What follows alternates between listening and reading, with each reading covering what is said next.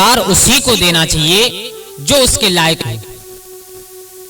मदद उसी की करनी चाहिए जो मदद लेने लायक है। मेरे भैया, दुष्ट लोगों की मदद करने से कभी कभी अपनी जान पर आ जाती है। तो ये कहानी है आज एक गिलहरी की, जिसने एक दुष्ट इंसान की मदद करने के बाद उसका क्या असर हुआ। दोस्तों, इस कहानी से हमें बहुत कुछ सीखने के लिए मिलेगा। तो जय श्री राधे। कैसे हैं आप लोग? उम्मीद करता हूं अच्छे ही होंगे। दोस्तों, कहानी प्रारंभ करने से पहले आप लोगों से मेरा एक निवेदन है कि अगर आप हमारे गजब ज्ञान यूट्यूब चैनल पर नए दर्शक मेहमान बंधु बन करके आए हैं तो प्लीज हमारे चैनल को सब्सक्राइब कर लें और हो सके तो अपने परिवार और दोस्तों के साथ में शेयर जरूर करें। दोस्तों, ये बहुत ही ज्ञानवर्धक कहानी है दोस्तों, और आपसे निवेदन है कि कृपया वीडियो को पूरा देखें, क्योंकि हम लोग कितनी मेहनत से वीडियो बना करके आप लोगों के सामने पेश करते हैं। अगर आप लोगों ने पूरा नहीं देखा तो हमारी वीडियो हमारी मेहनत पर पानी फिर जाएगा और आप लोगों की कोई बात समझ में नहीं आ पाएगी। तो दोस्तों, आज आप लोगों को एक ऐसी कहानी बताऊंगा जिसे सुनने के बाद आप लोगों को लगेगा कि हकीकत में उसी इंसान की सपोर्ट करनी चाहिए जो सपोर्ट लेने लायक हो, जिसकी मदद करने से और उसे कुछ मिले।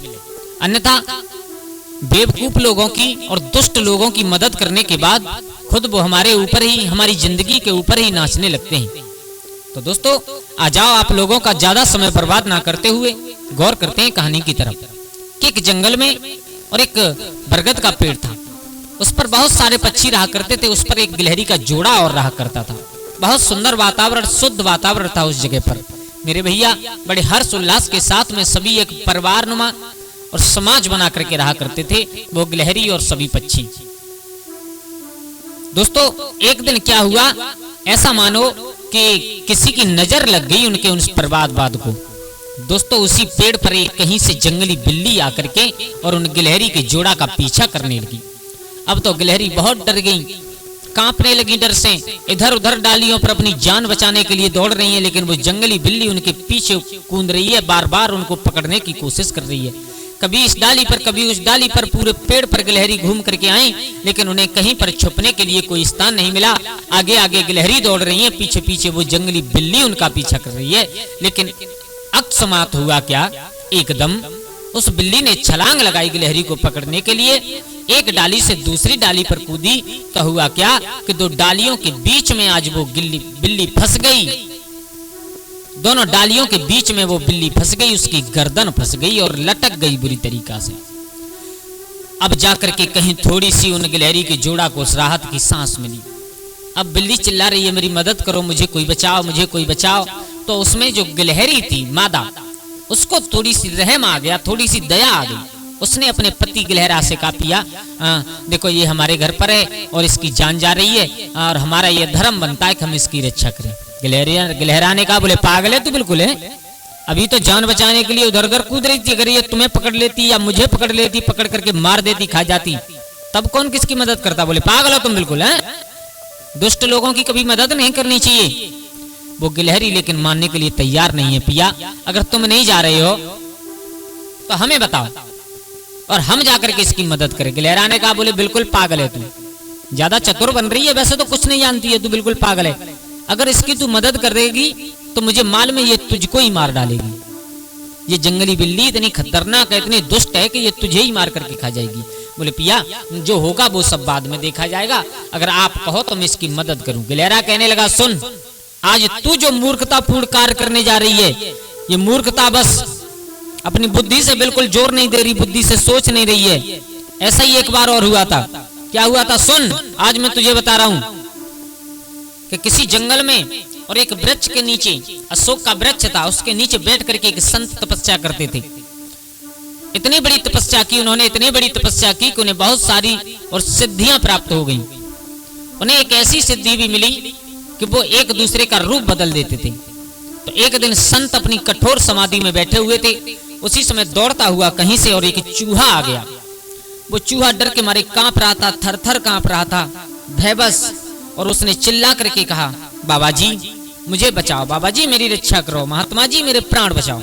महात्मा की नेत्र खुल गए, बोले कहो क्या आपत्ति है तुम्हारे ऊपर, क्यों चिल्ला रहे हो इतना, है क्या संकट पड़ गया। बोले हम क्या तुम्हारी मदद कर सकते हैं मेरे भैया। तो उस चूहा ने कहा, सुनिए बाबा जी, कई दिन हो गए और एक बिल्ली मेरे पीछे दौड़ती है और मुझे पकड़ने की कोशिश करती है। बाबा वो तो मैं छुप जाता हूँ, किसी दिन पकड़ गया तो मैं मारा जाऊंगा। बाबा जी कुछ ऐसा करो कि मेरे प्राण बच जाएं। मेरे भैया अब क्या हुआ, महात्मा ने सोचा चलो ठीक है, तुम्हारी जिंदगी का ही झंझट खत्म कर देते हैं हम। उसी समय महात्मा ने हाथ में जल लेकर के मंत्र मारा तो वो चूहा से बिल्ली बन गई। बिल्ली का रूप धारण कर लिया। बोले अब तुम्हें कोई टेंशन नहीं, कोई चिंता वाली बात नहीं, जाओ। चली गई, वहां से अपने घर पहुंची। मेरे भैया 2 4 6 दिन और व्यतीत हुए। 2 4 6 दिन के बाद आज फिर वो बिल्ली दौड़ती हुई, डर के मारे कांपती हुई महात्मा के पास में आ पहुंची और महात्मा से बोली बाबा जी मेरी रक्षा कीजिए। बोले तुम्हारी क्या रक्षा, अब क्या रक्षा करें, तब तुम्हें बिल्ली से डर था तो हमने तुम्हें चूहे की जगह पर बिल्ली बना दिया, अब किससे डर रही हैं? बोले बाबा जी अब कई दिन हो गए, मेरे पीछे एक कुत्ता पड़ गया है और जिस दिन मुझे पकड़ लिया मुझे नोच नोच करके खा जाएगा, बाबा मेरे प्राण बचाओ। महात्मा को दया आई और वो संत नहीं जिसे दया न हो। संत के बिना, दया के बिना संत कसाई माना जाता है। मेरे भैया महात्मा को दया आई तो महात्मा ने उसे बिल्ली से कुत्ता बना दिया। बोले अब तुम्हारा झंझट खत्म हो गया, जाओ जाकर के आनंद करो, अब कुत्ता तुम्हारा कुछ नहीं बिगाड़ पाएगा। मेरे भैया पहले था चूहा, अब फिर बनी बिल्ली, अब बन गई कुत्ता। 4 6 8 10 दिन और व्यतीत हुए। अब एक दिन फिर दौड़ते हुए कुत्ता आया, डर के मारे कांप रहा है, महात्मा के पैरों में बैठ गया। बाबा जी अब मुझे फिर बचा लो। महात्मा ने कहा कब तक बचाएं तुम्हें, हैं? अब क्या बात है, अब किससे डर रहे हो? बोले बाबा कई दिन हो गए, मेरे पीछे एक बाघ पड़ा है और वो बाघ मुझे मार डालेगा जिस दिन मैं पकड़ गया। अब तक तो मैं छुप छुप करके अपने प्राण बचा रहा हूं बाबा जी, अब एक मेहरबानी लास्ट आप कर लीजिए कि मुझे इस बाघ से बचा लीजिए बस। महात्मा को थोड़ी सी दया और आई, महात्मा ने जल उठा करके मंत्र मारा तो उस कुत्ते को बाघ बना दिया। पहले था चूहा, फिर बनी बिल्ली, फिर बना कुत्ता, अब बन गया बाघ। मेरे भैया जैसे ही बाघ बना उसके हृदय में दुष्टता जाग उठी, पेट में भूख लगने लगी। अब बाघ महात्मा के सामने खड़ा है और महात्मा से बोला वाह तुमने इतना मूर्खतापूर्ण कार्य किया है, मुझे बाघ बना दिया, अब तुमने बाघ तो बना दिया, अब मुझे भूख इतनी तेज लगी है, मैं शिकार कहाँ करूंगा, सबसे पहले तुम्हें ही खाता हूँ। महात्मा ने कहा बोले पागल है तू, हैं? देख मैंने तुझे तेरी जान बचाई है, तुझे चौथी योनि प्राप्त कराई है। पहले चूहा था, बिल्ली से खतरा था तो मैंने तुझे बिल्ली बना दिया। जब बिल्ली बन गई तो तुझे कुत्ता से खतरा था, मैंने कुत्ता बना दिया। और जब कुत्ता बन गया तो तुझे बाघ से खतरा हो गया तो मैंने तुझे बाघ बना दिया। अब तू इतना नीच है, इतना दुष्ट है कि मुझे ही खाना चाहता है। बाघ ने कहा मैं कुछ भी सुनने के लिए राजी नहीं हूं, मैं बाघ हूं। और उसे थोड़ा सा अहंकार हो गया और मैं महात्मा तुम्हें खाना चाहता हूं और आज तुम्हें खा करके ही रहूंगा। बाघ थोड़ा सा पीछे हटा और झुक करके जैसे ही महात्मा पर झपटना चाहता है उसी समय महात्मा ने जल से कमंडल से और जल लिया। महात्मा ने कमंडल से अपने हाथों में जल लिया, मंत्र पढ़ करके मारा, दोबारा फिर चूहा बना दिया। बन गया अपने कर्म के अनुसार। अगर वो उस दिन महात्मा के अधिकारों का सही फायदा उठाता तो शायद आज भाग ही रहता, लेकिन उसने इतना गलत फायदा उठाया, गलत करने की कोशिश की तो महात्मा ने उसे फिर से दोबारा चूहा बना दिया।